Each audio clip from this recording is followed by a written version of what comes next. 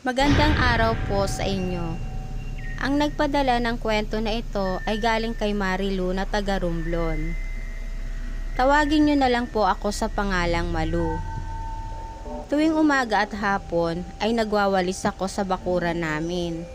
Maraming malalaking punong kahoy ang nakatanim sa loob ng bakuran, kaya maraming nahuhulog na mga dahon. Ang katabi naming bahay ay matagal nang walang nakatira rito. 10 taon na itong bakante, pero may pumupunta rito para maglinis. Kaya nananatiling maganda pa rin ang bahay kahit na walang nakatira rito. Mababa lang ang bakod ng bahay, kaya matatanaw mo ang loob ng kanilang bakuran. Malinis ang paligid at marami ring naglalakihang puno ang nakatanim dito. Si Mang Pedring ay tagalinis. Araw-araw itong naglilinis. Mabait siya, kaya nakagaanan namin siya ng loob ng pamilya ko. Naikwento sa amin ni Mang Pedring na may titira na raw sa bakanting bahay. Mag-asawa raw ang titira rito. Dating nakatira ang mag-asawa sa Amerika. Isang hapon, habang nagwawalis ako, nakita kong may lumilipat na sa bakanting bahay. Isang babae at isang lalaki. Sa tansya ko ay kasing edad lang ito nila nanay at tatay. Mapapansin mo na kahit na maedad na sila ay maganda sila manamit. Halata mo agad na may kaya sila sa buhay. Nakita ko rin si Mang Pedring na buhat-buhat ang malalaking maleta. Mga ilang araw na rin silang nakalipat, pero hindi sila lumalabas ng bahay. Si Mang Pedring lang ang laging naming nakikita. Isang araw, nakita ko na pinapataasan na ang bakod. Ilang araw din ito bago natapos. Sobrang taas nito, kahit na mataas ang bahay ay hindi mo ito makikita. Bihira na rin naming makita si Mang Pedring. Isang umaga, papunta kami ni nanay sa bayan para mamalengke. Nakita namin ang mga tao na nagkakagulo. Namatay ang kambing ni Mang Lucas. Biyak ang tiyan at dibdib nito. Kinuha ang mga laman loob. Palaisipan sa mga tao kung sinong gumawa nito. Nagpatuloy kami ni nanay sa paglakad. Nasalubong naman namin si Aling Osang. Naikwento nito kay nanay na namatay raw ang aso niya. Tinanggal ang mga laman loob nito. Naisip ko agad ang 3 kong alagang aso. Pag-uwi namin ni nanay sa bahay, agad kong pinasok sa loob ng bahay namin ang mga alaga ko. Mababait ang mga aso ko, hindi nangangagat ang mga ito. Isang gabi, habang nagkakwentuhan kami ng pamilya ko, nagtakbuhan ang mga aso namin at parang mga takot na takot.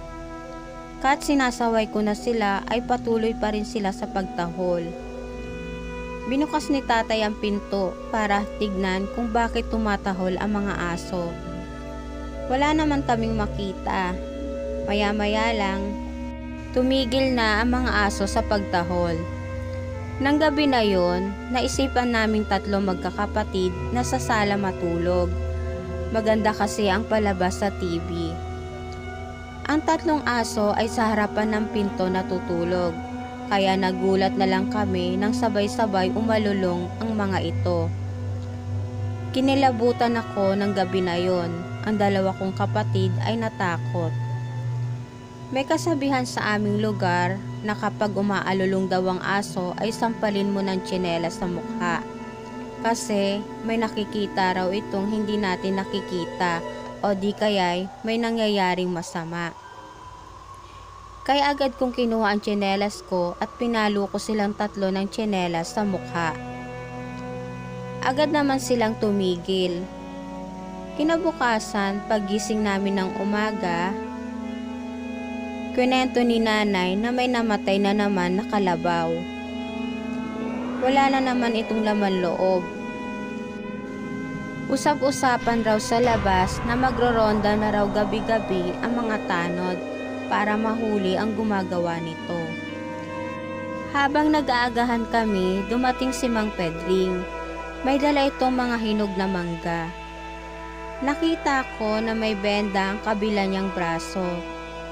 Naikwento niya sa amin na may pusang itim raw na sumakmal sa kanya. Mabuti na lamang daw at naihagis niya ito. Madalas kaming bigyan ni Mang Pedring ng mga prutas. Nakatira siya sa kapatid niya. Mahirap lang ang buhay nila kaya nagtitiis siya sa paglilinis araw-araw ng bahay ng mag-asawa. Isang araw, kaarawan ni tatay. Tuwing sumasapit ang kaarawan niya ay naghahanda si nanay kahit konti. Kaya maaga kaming namalengke para bumili ng lulutuin ni nanay. Nagluto si nanay ng pansit at biko at konting pulutan. May darating kasing 3 kumpare si tatay.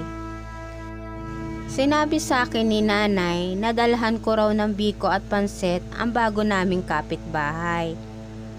At pag nakita ko raw si Mang Pedring ay papuntahin ko sa bahay. Kumakatok ako sa gate pero walang nagbubukas. Naisip ko na baka wala si Mang Pedring. Aalis na sana ako nang nakita kong nakaawang ang gate. Naisipan kong sumilip, wala akong nakitang tao. Kaya tuloy-tuloy na lang akong pumasok sa loob. Kakatok na sana ako sa pinto ng bahay nang biglang bumukas ito.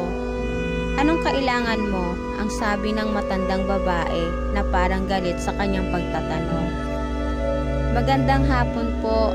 Birthday po kasi ni tatay ngayon. Pinabibigay niya po ito. Diyan lang po kami sa kabilang bahay nakatira." Pinagmasdan akong maigi ng babae at sabay abot sa pansit at biko. Ni hindi man lang ito nagpasalamat. Kaya nagpaalam na ako na aalis na. "Sige po, aalis na po ako," ang sabi ko. "Pwede ba sa susunod pag sarado ang gate huwag kang papasok?" ang sabi uli ng babae. Kaya dire-diretso na lang akong umalis. Naisip ko na napakasungit pala ng babaeng nakatira sa bahay na yun. Pagdating ko sa bahay, nakita ko si Mang Pedring. Kainuman na sila tatay at ang mga kumpare ni tatay. Kwento ko sa kanya na galing ako sa kabilang bahay. Parang gulat na gulat ito sa narinig niya. Hindi ko malaman kung bakit ganon ang naging reaksyon ni Mang Pedring. Hindi ko na lamang ito pinansin. Ang tema ng usapan nila tatay ay tungkol sa mga nangyayari sa mga hayop na namamatay. Palibhasa, medyo nakainom na sila, ay kung saan-saan na napupunta ang usapan nila. Sabi ng kumpare ni tatay na aswang raw ang nakakagawa ng karumal-dumal na pagpatay sa mga hayop. Nakita kong biglang tumayo si Mang Pedring at dali-dali itong nagpaalam na uuwi na. Gabi na rin natapos ang inuman nila tatay at ang mga kumpare niya. Tinulungan ko munang magligpit si nanay. May napansin akong pusang itim na nakatayo sa ilalim ng puno ng bayabas. Pulang-pula ang mga mata nito. Hindi ko ito pinansin, naisip ko na ordinaryong pusa lang ito na pagala-gala. Maya-maya lang, naglabasan ang 3 aso namin. Tinahulan ng tinahulan ang pusang itim, pero hindi lumalapit ang mga aso sa pusa. Biglang tumalon ang pusa sa puno hanggang sa lumipat itong tumalon sa isa pang puno hanggang sa nakatawid sa kabilang bakod.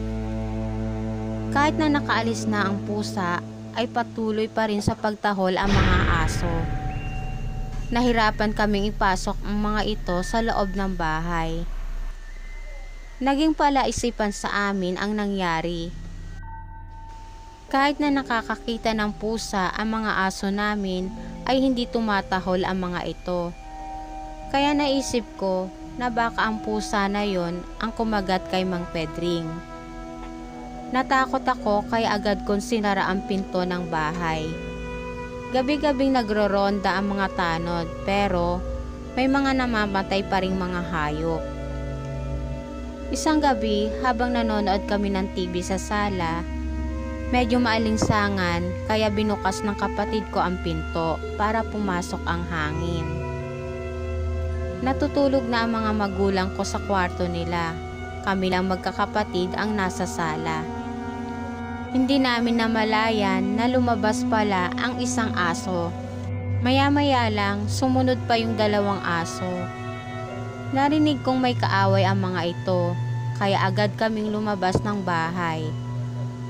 Patay ang isa kong aso, yung 2 ay nakikipag-away sa pusang itim. Mahaba at matutulis ang mga kuko ng pusa. Galit na galit ito. Lumabas si tatay, may dalang mahabang pamalo. Pinalo ni tatay sa ulo ang pusa habang nakikipag-away ito sa mga aso namin. Duguan at sugatan na ang mga alaga kong aso. Sa sobrang lakas ng pagkakapalo ni tatay sa pusa ay nagpaikot-ikot ito sa sakit na nararamdaman niya.